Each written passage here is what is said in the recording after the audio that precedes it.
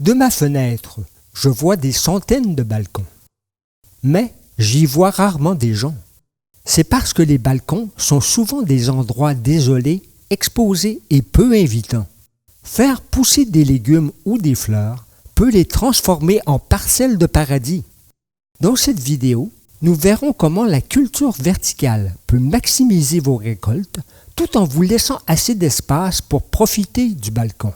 Avec le jardinage vertical, vous faites pousser les plantes sur les côtés du balcon.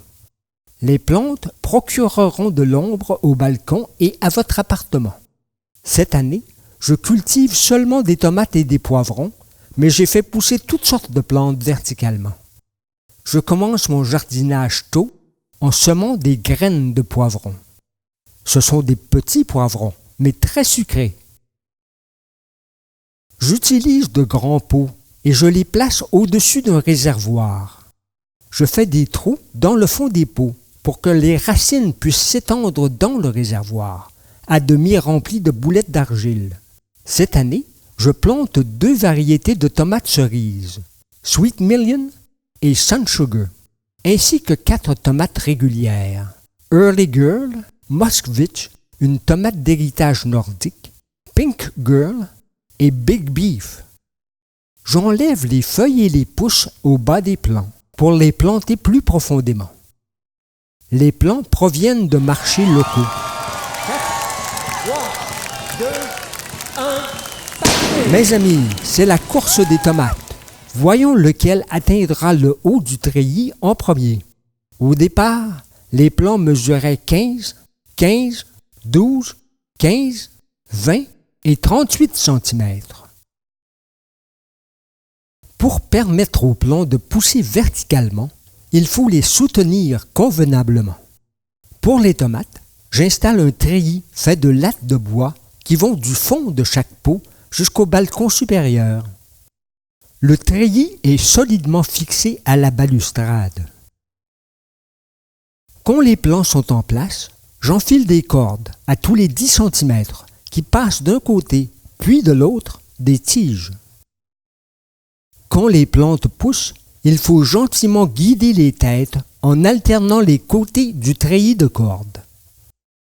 Je me sers de ce ruban de plastique pour attacher les poivrons au tuteur et les tomates aux extrémités du treillis. Si vous ne taillez pas les plants, ils resteront courts et touffus.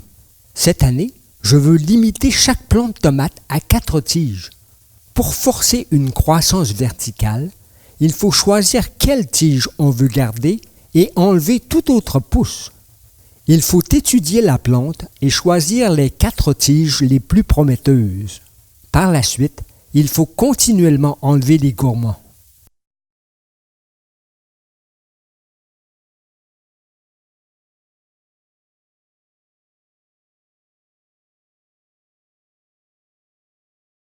Voici ma brosse pollinisante.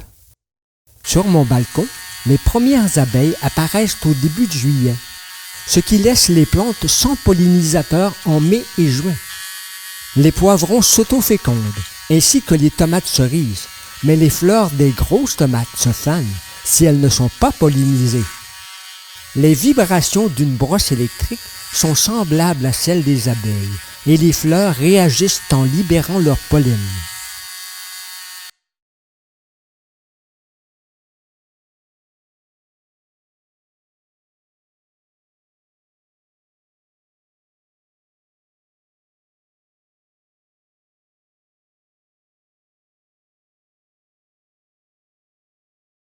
Je me sers de cette sonde bon marché pour vérifier l'humidité de chaque pot.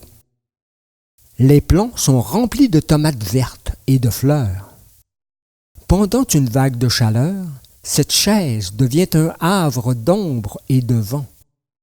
Voici la première tomate rouge. Une grappe de fleurs de Sweet Million.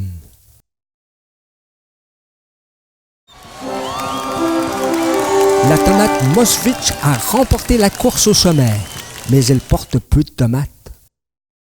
La première tomate mûre, une Big Beef. Les tiges continuent à atteindre le haut du treillis et il faut les tailler. Les tomates abondent. Bienvenue à mon concours de la meilleure tomate. Voici une tomate Moskvitch, une Early Girl,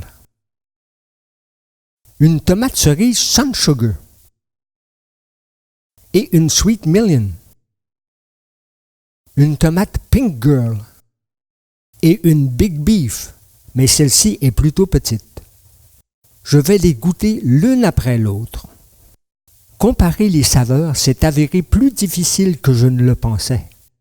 J'ai noté les tomates pour leur sucrosité, leur acidité et une appréciation générale. Voici les résultats. Alors, les gagnants du concours sont Sweet Million pour les tomates cerises et Big Beef pour les tomates régulières. Voici une vue de mon balcon prise de la rue.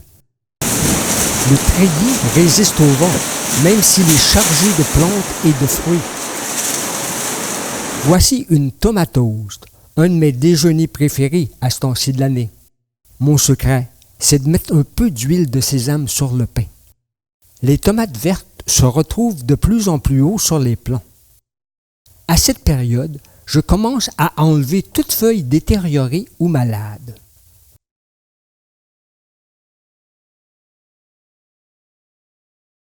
Les techniques de jardinage vertical peuvent aussi être utilisées le long d'un mur ou d'une clôture, ou dans des espaces trop petits pour cultiver au niveau du sol.